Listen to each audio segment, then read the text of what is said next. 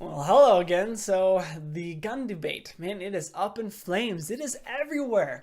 It is all over the news. It's all over social media, and everyone's throwing in their two bits. So I thought I would because I'm really getting annoyed with a lot of people's two bits that I'm seeing, and their two bits ain't worth much. A lot of them, a lot of us, and maybe mine isn't, but I'll let you decide. But here's what I have to say about it. Anyways, you're listening to the Alex Spicer Show.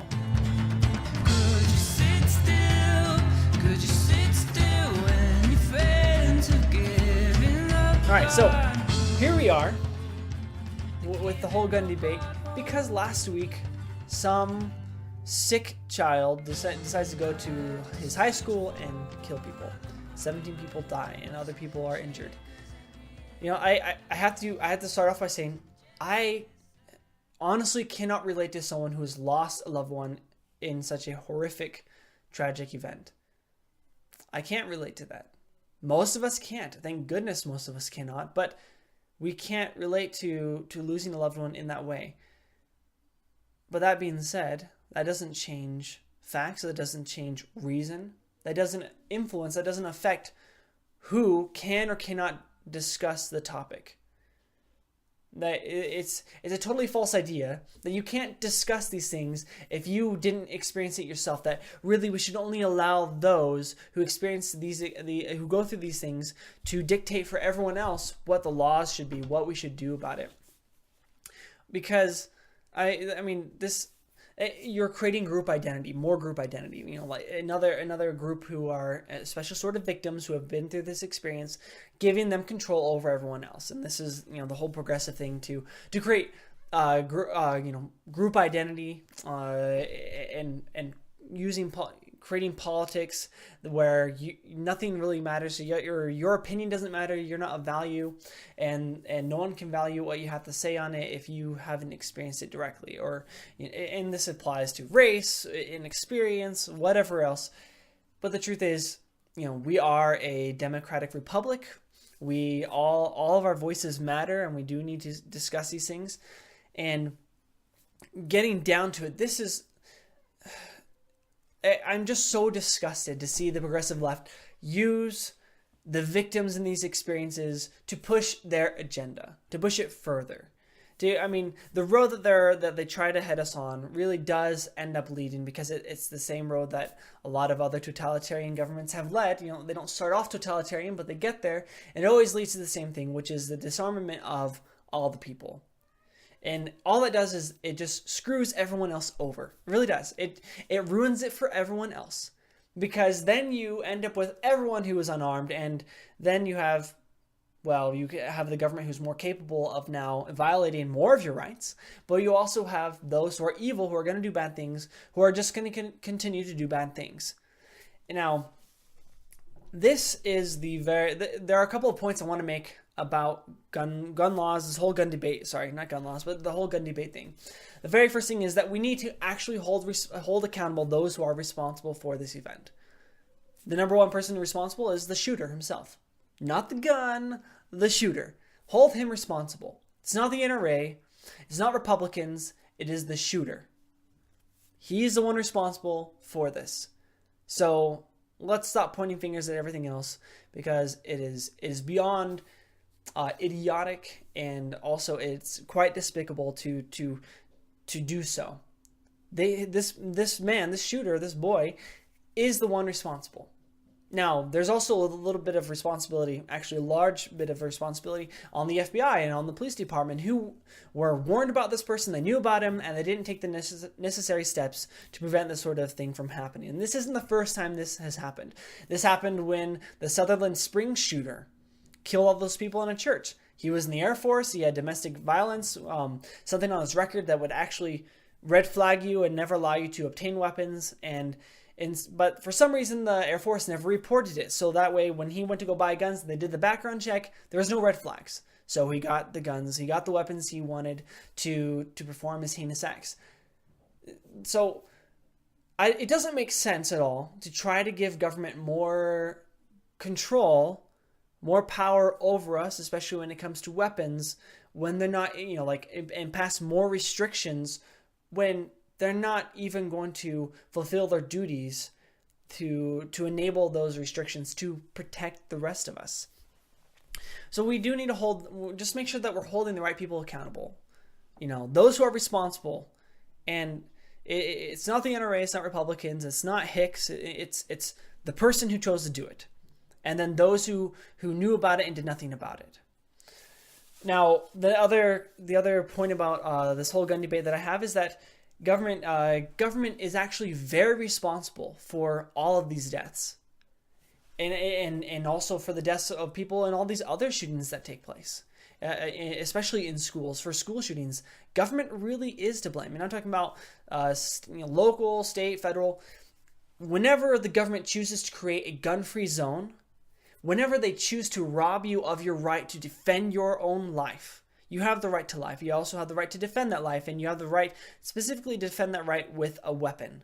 But when they force you to go into zones where you can't do that, then it is their responsibility to then protect you with all necessary measures so that you are not hurt, because you are completely vulnerable when you go into these gun-free zones. A friend of mine had brought up how they watched a video because they said, well, the video said, the TSA, that when a shoe bomber happened, they then pass rules that way you have to have your shoes checked, and look how well that's done. There's been no more shoe bombers. But then there's been all these school shootings, and there's no, there hasn't really been a lot of laws passed and there's still shootings going on. Well, hold on. The TSA is a gun-free zone. You can't have anything that remotely looks or could be used as a weapon in any way, shape, or form, really. So you go to this place, and so when you go there, you're completely vulnerable. But what do? Man, they check your body. They'll even pat you down. You have to go through metal detectors. They check all your luggage and everything that you're carrying on you. You can't carry even too much water, in certain areas. You have all these things going on. And so in the end, you have a gun-free zone that is very well secure and protected. That's really what you have. It's very secure, very protected, because they took the necessary measures. They have high security people with guns and weapons and all sorts of procedures there to prevent things from happening and to take down people who would try. Now you have gun-free zones like schools, and you don't have those measures in place. You don't have those things put together. And now we're blaming guns, and we're also trying to make it harder for people to, for the most part, if we're going to make it harder for people to get more guns, what we're doing is we're just attacking the wrong problem. Because the problem is the fact that the government forced our kids to go into an area where they are completely vulnerable without giving them all of the resources and measures to make sure that they, in their vulnerability, are very secure and protected. So really what we should do about it is either we invest a ton of resources into making our schools very armed, high security, everything is checked, they go through everything, you can't even enter there without having any suspicion of weapons on you.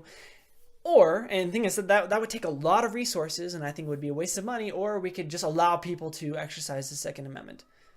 We also arm our teachers. We have them trained and armed, that way they're protected, and it becomes a very well-known fact that our schools are very well protected. Instead of having to, buy all these machines and things to make sure everything is completely, no one enters, you could also go the cheaper route, which tends to work in general society for all of America, which is we're armed and we will use our right to defend ourselves and defend our fellow man. So this whole debate, I feel like, is totally missing the point. The government really is hugely responsible for all this going on because they created gun-free zones. So they are responsible for keeping us safe, and they're not doing it.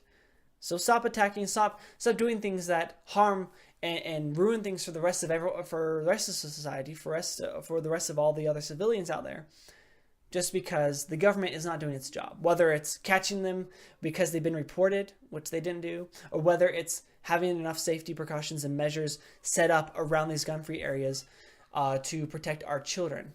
And the same thing goes with cities. The other contention about this whole debate is about laws. Laws do not govern human behavior. Human beings govern human behavior. We govern our own human behavior. So when you pass more laws, those who are choosing to govern their human behavior to be law abiding, in other words, those who aren't the problem, are the ones who are going to follow it. And unless we want a more totalitarian-esque sort of government that takes away all guns entirely and also has, therefore, more power to violate all of your rights, we really do value in America that we have autonomy, that we can choose for ourselves, that we can be free and self-governing. So because we don't want to give up self-governance, well, then recognize the fact that laws are not going to govern human beings and their behavior. Human beings are going to govern it for themselves. So evil people will still do evil, and good people will still continue to do good. And the other point I have is, it's more of a question, because the whole debate kind of comes down to me, in my mind, to this question is, how do you influence those who are evil to not do evil things? Or in other words, how do you create a more civil, moral, safe society? Well, there's two ways.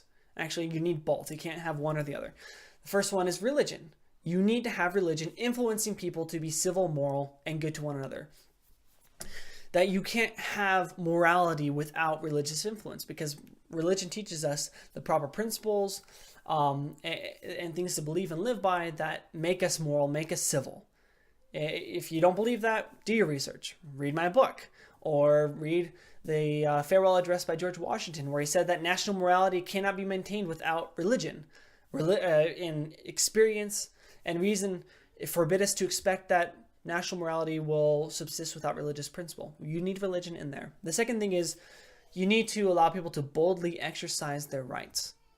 Allow them to boldly exercise their rights, even if that right is the Second Amendment. This applies to all rights. When you allow all people to exercise their rights, whether it's the right to free speech and protest, well, that then keeps the evil of encroaching government at bay. When you allow people to boldly exercise their right to the Second Amendment, then that keeps people who are going to try to rob you of your life and your property from wanting to do so, because they know that they are risking too much to try to get it accomplished. People are more willing to behave properly when they know that everyone else is also willing to enforce that behavior through the exercise of their rights. So, in other words, we're armed but we're disciplined. George Washington also said that citizens should be armed but disciplined.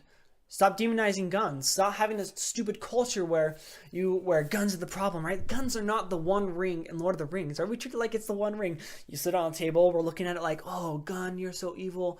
You convince people to do so many evil things. It's not the one ring.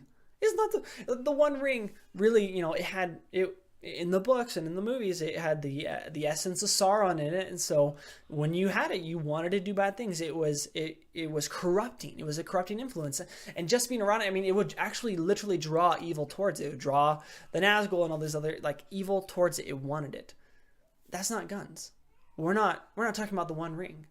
We're talking about human behavior. We're talking about human beings. And if you want people to be more civil and to do the right thing and for less tragic events to happen, then evil people have to be scared, essentially. They really have to be scared, because they don't want to, they risk too much trying to accomplish their ends. That their means do not justify the ends, because the ends are not going to result in what they want. So if you want less people to commit violence with guns and stuff, then you allow people to carry weapons and to be trained and to be disciplined with them, rather than being afraid of them. It's completely ridiculous. There are more gun-wielding, gun-owning citizens who are moral and good than there are evil ones, because there are millions and millions of guns out there, and this is a big point of the left, about there's all these guns out there, it's so bad. Well, except for there's all these guns out there and all these citizens who own guns, and yet there's, considering how many people have guns and how many guns there are, there's very low gun crimes and problems out there, because you have more people who are willing to exercise their Second Amendment rights, who are willing to have guns and be disciplined with them. It's not the One Ring. It's not by having a weapon you're suddenly, desirous to go out and kill other people. People who own guns aren't suddenly killing their spouses or their kids because, the gun, it was there and I just had to shoot them. It's not about that. So if you want a moral civil society, embolden the American people to exercise their rights, including the Second Amendment. Let them be armed. let them be disciplined. And also allow religion to influence people to have the proper behavior, the proper manners, to know the principles by which to discern between right and wrong, and to behave that way. There's a lot of good there. So this is my 2 bits. There's a lot more I could say about it, but hey, if you disagree with me, sweet, comment, talk to me. I'd love to discuss it with you. But don't forget to hit the like button, hit subscribe, and like I said, if you have questions, you have comments or whatever, shoot them at me. I'd love to, sorry, I shouldn't say the word shoot. Post them below, and I'd love to discuss things with you. I would love to learn more if there's things that you feel I'm missing. But I hope that you learned something more about this whole gun debate thing. Anyways, thank you so much for listening to the Alex Spicer Show, and live free until next time.